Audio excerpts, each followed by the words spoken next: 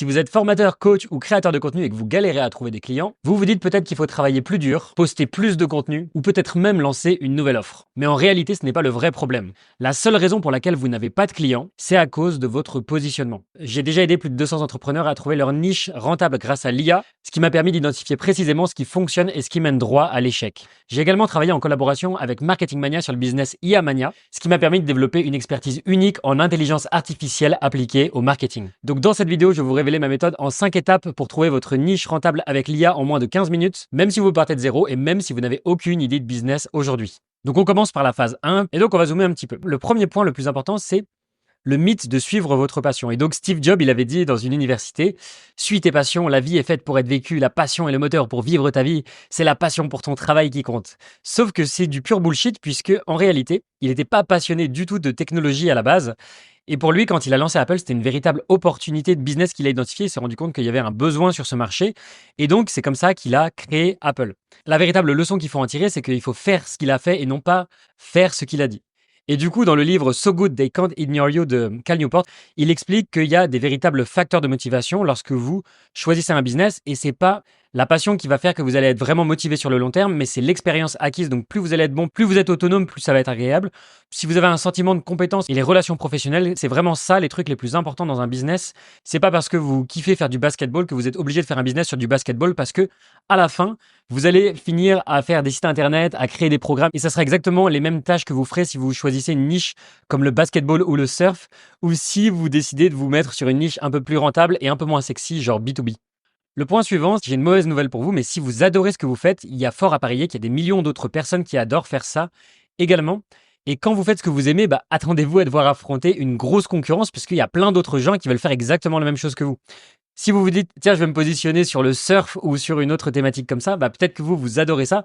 Et il y a plein d'autres gens qui vont faire la même chose que vous. Alors que si vous vous mettez sur une niche qui est chiante et pas sexy, tout de suite, il y aura beaucoup moins de concurrence et il y aura beaucoup plus d'opportunités. Donc la troisième leçon sur l'histoire de la passion, c'est que votre niche est déjà là et souvent elle est dans votre parcours. Parce qu'en fait, quand on lance un business, on se dit tiens, je vais faire des recherches complexes sur la niche parfaite. Vous ignorez votre expertise existante et vous êtes à la course de l'objet brillant. Vous vous dites tiens, peut-être que je peux faire du football, du machin, etc. Alors que votre métier actuel et vos expériences sont votre plus grand atout, c'est votre différenciation. Donc par exemple, si vous êtes plombier, comptable ou même j'ai un client qui est médecin et qui m'a contacté la semaine dernière, il m'a dit bah ouais, moi je voudrais lancer un truc sur la création de contenu. Et aujourd'hui, il a une expertise dans la médecine. Donc, pourquoi il n'irait pas plutôt se mettre sur la niche des professionnels de la santé ou pourquoi il n'irait pas prendre cet angle différenciant et s'appuyer sur son expertise? Ça lui permettrait d'aller 10 fois plus loin parce que la majorité des gens n'ont pas son expertise et sa différenciation. Tout comme Ali Abdaal qui s'est appuyé sur son expertise en tant que médecin pour accompagner des étudiants à rentrer à Harvard. Donc, essayez toujours de faire levier sur ce que vous avez déjà créé plutôt que d'essayer de repartir de zéro parce que vous avez déjà de l'expérience, vous avez déjà des compétences que vous avez développées au fil des années. Donc, autant s'appuyer sur ce que vous avez déjà fait. Donc, pour la phase numéro 1, je vous ai créé un prompt qui va vous aider à identifier vos compétences naturelles et vos expériences. Donc, je veux que tu m'aides à clarifier ma future idée de business high ticket. Pose-moi 3 questions simples et précises pour mieux comprendre mes intérêts, mes expériences et mes compétences naturelles. Une fois que j'ai répondu, propose-moi 3 idées de business high ticket qui correspondent à mes réponses. Précise pour chaque idée 1. La cible idéale, 2. Le problème résolu et 3. Pourquoi elle pourrait être rentable. D'ailleurs, petite note, mais les 5 prompts que vous trouverez dans cette vidéo, je vais les mettre dans mon groupe School que vous pourrez trouver avec le lien dans la description. Donc comme ça, vous n'avez pas besoin d'essayer de retaper ces trucs-là à la main et de vous galérer. Ça vous prendra 2 secondes à copier-coller ça directement dans ChatGPT. Et donc maintenant, nous arrivons à la phase numéro 2 et c'est d'imiter ce qui fonctionne. Le point numéro 1, c'est pourquoi copier. Et il y a une phrase de William Ralph Ing qui dit « Qu'est-ce que l'originalité ? C'est du plagiarisme non détecté. » Donc lui, c'était un docteur anglais, professeur de la théologie à Cambridge. Et il y a une autre phrase d'un créateur de mode japonais qui s'appelle Yohji Yamamoto qui dit « Commencez par copier ce que vous aimez, copiez, copiez, copiez, copiez, et à la fin, vous finirez par trouver qui vous êtes vraiment. » Donc l'apprentissage par l'observation. La meilleure manière d'apprendre, c'est de recopier au début quand vous ne savez pas par où commencer. Par exemple, pour l'alphabet, pour l'écriture, on va essayer de copier les lettres. En musique, on va copier les gammes, on va apprendre les notes et une fois qu'on maîtrise les règles, on peut les transcender. Et quand on fait de la peinture, on va copier des œuvres d'art. C'est exactement la même chose. Et donc maintenant que vous avez compris pourquoi copier, maintenant on va se dire mais comment copier? Et donc il y a 3 manières de faire. Donc il y a la première, c'est le funnel hacking, la deuxième, c'est reverse engineer et la troisième, c'est la pratique méthodique. Et donc pour la première, c'est le funnel hacking. Et donc l'objectif, ça va être de repérer des concurrents aux US, d'analyser leurs offres, de comprendre leur marketing et de tester leurs produits. Vous pouvez même acheter les produits de vos concurrents pour vraiment comprendre comment ils font pour leur vendre, quels sont les mécanismes, de vraiment lire leur page de vente, comprendre leurs offres en profondeur. Ça m'est déjà arrivé plusieurs fois de prendre des appels de vente avec des personnes, je savais que j'allais pas acheter, mais simplement parce que je voulais comprendre ce qu'ils vendaient et comprendre leurs offres. Le deuxième point, une fois que vous avez repéré ces concurrents-là, vous allez reverse engineer ce qu'ils ont fait. Donc ça peut être reverse engineer leur contenu, leur tunnel de vente, leurs appels, leurs produits, etc. Donc vous allez décomposer chaque élément, comprendre les mécaniques et identifier les points faibles. Et la troisième méthode, c'est la pratique méthodique. Donc si vous ne savez pas par où commencer, commencez par copier parce que c'est vraiment là où vous allez pouvoir être sûr de ne pas vous planter. Comprenez ensuite et innovez enfin. Et donc tous ces points-là, ils ramènent à une chose, c'est qu'il faut innover ensuite. C'est pas juste copier, c'est s'inspirer pour ensuite innover. Ensuite, d'améliorer ce qui existe déjà, de voir où sont les points faibles pour les améliorer, de l'adapter bien sûr à votre marché parce que vous pouvez très bien vous inspirer d'un produit d'un concurrent, mais il n'est pas sur le même marché et vous pouvez l'adapter au vôtre. Et vous pouvez aussi ajouter votre valeur unique parce que chacun a ses forces et ses faiblesses et peut-être que les forces de votre concurrent ne sont probablement pas les mêmes que les vôtres, donc adaptez-le avec vos forces. Une fois qu'on sait pourquoi copier et comment copier, le dernier point, c'est quoi copier précisément. Donc attention au plagiat pur, le but c'est pas juste de copier-coller tout de A à Z, c'est vraiment de voir qu'est-ce qui est le plus intéressant. Donc ça peut être la structure de l'offre, peut-être les processus de vente, peut-être le positionnement, peut-être le marché, peut-être le point de friction. Mais à la fin, vous n'allez pas prendre tous ces éléments-là, vous allez en choisir un ou deux et puis vous allez voir comment vous pouvez l'adapter à votre thématique. Donc pour la phase numéro 2, le prompt qu'on va pouvoir utiliser pour identifier les produits et les services de vos concurrents, c'est celui-ci. Je veux lancer un produit-service dans tel domaine, identifie mes 10 plus grands concurrents en 2025, 2026 ou 2027, peu importe, leur proposition de valeur unique et ce qui fait leur succès. Donnez-moi des leçons à en tirer dans un tableau. Donc la phase numéro 2 est validée et la troisième phase, ça va être de cibler un problème rentable. Et il y a une sorte de tendance qui a commencé à émerger sur YouTube et dans les concurrents dans le marketing. Et la tendance, c'est de dire, vous devez créer une niche basée sur vos passions. Donc c'est vous, votre propre niche. Et donc, on va essayer de créer une niche autour de soi et on va découper ça en différentes thématiques. Le problème avec ça, c'est que mettez-vous à la place de votre prospect. Lui, il s'en fout de qui vous êtes, lui, il veut juste résoudre un problème. Imaginons qu'il n'arrive pas à perdre du poids. Peu importe que c'est Jean-Paul ou Jean-Auguste ou Bob Marley, lui, il veut juste que son problème soit réglé. Donc, je pense que c'est un très mauvais conseil du point de vue du consommateur, surtout si vous êtes débutant. Ça fonctionne si vous êtes déjà connu, que vous avez déjà une grosse audience et que les gens cherchent à en savoir plus sur votre personne et que vous êtes déjà un peu une star. Mais si vous êtes un véritable débutant et que personne ne vous connaît, que vous n'avez pas une grosse audience, le plus simple, c'est de commencer à résoudre les problèmes des gens et les gens payent pour résoudre des problèmes. Donc moi, c'est ce que j'appelle la niche à impact. Et donc, c'est une niche qui est basée sur un problème. Et ensuite, en partant de ce problème-là, vous allez pouvoir découper en différentes thématiques. Donc, vous voyez bien la différence. Là, ça part de vous et on voit les thématiques que vous aimez bien. Et là, ça part d'un problème et on voit les différentes thématiques. Donc, si par exemple, vous êtes intéressé par la neuroscience, la psychologie humaine et la productivité, vous pouvez dire, OK, c'est quoi mon problème de base? C'est que la personne, elle n'a pas assez de temps dans sa journée. Et donc, je vais utiliser les différents outils, donc la neuroscience, la productivité et la psychologie humaine pour résoudre ce problème de productivité. Et à chaque fois, c'est relié à ce problème-là. Alors que si vous vous dites, bon, bah tiens, je vais parler de productivité, de psychologie et de machin, la personne, elle va se dire, mais où il veut en venir en fait? Là, je sais. Là, Bobby, tu m'emmènes dans tous les sens, je sais pas où tu veux aller. Donc, recentre-toi. Et donc là, vous partez d'un point commun, le problème, et puis vous allez découper votre thématique, ce qui vous donne une niche à impact. Et donc, le dernier point, c'est ne cherchez pas l'argent. Cherchez les besoins des clients, c'est ça qui va vous permettre de créer des solutions à leurs problèmes et l'argent suivra naturellement. Donc quand je dis chercher les besoins de vos clients, vous pouvez chercher les besoins, les problèmes, les souffrances, les lacunes et c'est vraiment tous ces points-là qui vont faire que vous allez pouvoir littéralement identifier des solutions à leurs problèmes alors que si vous essayez de partir de ce qui vous fait kiffer uniquement, vous allez aller nulle part et vos prospects, les membres qui vous suivent, ils n'auront pas envie de vous suivre pendant longtemps parce que vous n'avez rien à leur offrir, sauf, encore une fois, je répète, si vous êtes un influenceur et que vous avez des dizaines ou des centaines de milliers de personnes qui vous suivent déjà. Mais si vous partez de zéro et que vous n'avez pas d'audience ou une très petite audience, c'est la méthode à suivre pour créer un produit high ticket rentable dès le début. Donc pour la phase 3, le prompt que je vais vous donner, c'est celui-ci. Je veux créer une offre dans tel domaine. Aide-moi à lister 10 frustrations, 10 désirs, 10 rêves, 10 peurs que rencontrent mes clients potentiels. Les frustrations et désirs doivent être opposés, tout comme les rêves et les peurs. Classe les résultats dans un tableau. Donc la phase numéro 3 est validée. Nous arrivons à la phase numéro 4 qui est le fait de hacker le positionnement. Et comment on va hacker notre positionnement? Eh bien, il y a 5 moyens de se différencier. Et l'objectif, c'est de vous sous-nicher. Si vous êtes dans la thématique du sport, en manière générale, ou même dans la thématique de la muscu, c'est trop large. Et il y a différentes manières de pouvoir vous sous-nicher. Et donc, on va les prendre une à une. Donc, la première manière, c'est de vous différencier par l'audience. Il y a différents critères. Donc, il y a des critères démographiques. Vous pouvez vous différencier par l'âge, le genre, la géographie, le niveau d'études, les revenus, profession ou situation familiale. Ou également par des critères psychographiques. Donc, c'est les problèmes spécifiques, les centres d'intérêt, la vision du monde, les valeurs, le mode de vie, aspiration et comportement d'achat. Vous pouvez vous différencier également par l'offre. Donc, c'est quelle structure est-ce que vous allez faire? Est-ce que vous allez faire du done for you, donc de la prestation de service, du coaching, une formation, un accompagnement? Un programme hybride, honnêtement, si vous débutez, je vous recommande les 2 premiers. Soit de faire du done for you, donc c'est-à-dire de la prestation de service, soit de faire du coaching. Mais les 3 derniers ne sont vraiment pas adaptés pour quelqu'un qui débute. Il faut d'abord que vous validiez votre offre.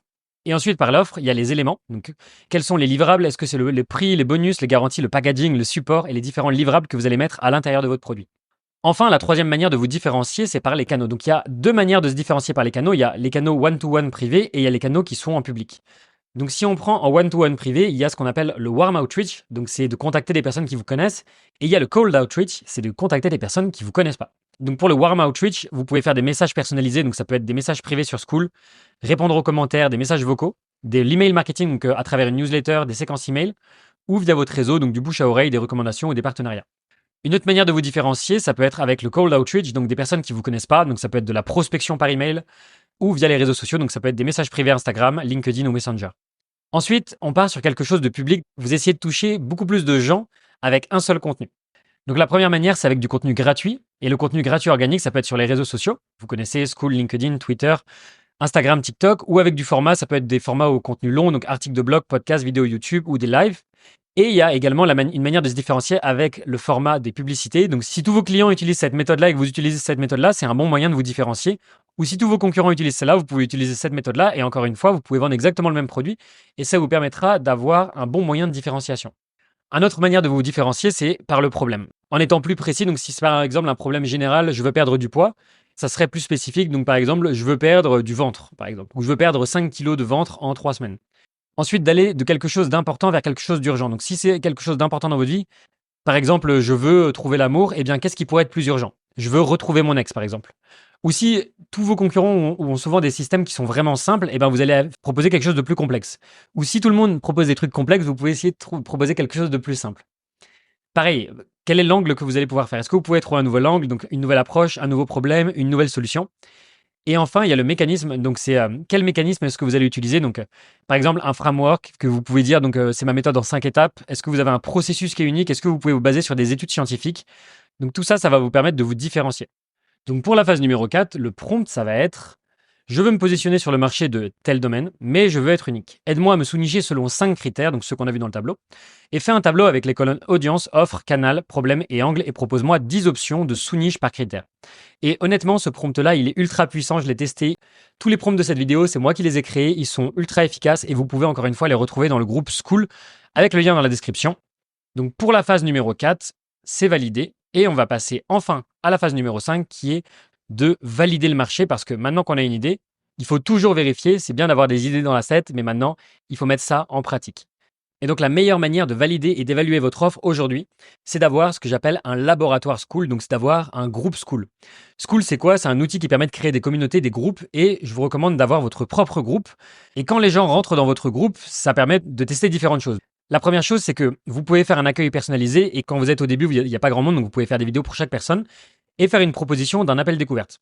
L'objectif de cet appel découverte, c'est de comprendre en profondeur les besoins et les motivations et de tester votre offre, de comprendre si la personne, elle pourrait être intéressée par votre offre, de vraiment plonger en profondeur dans sa tête.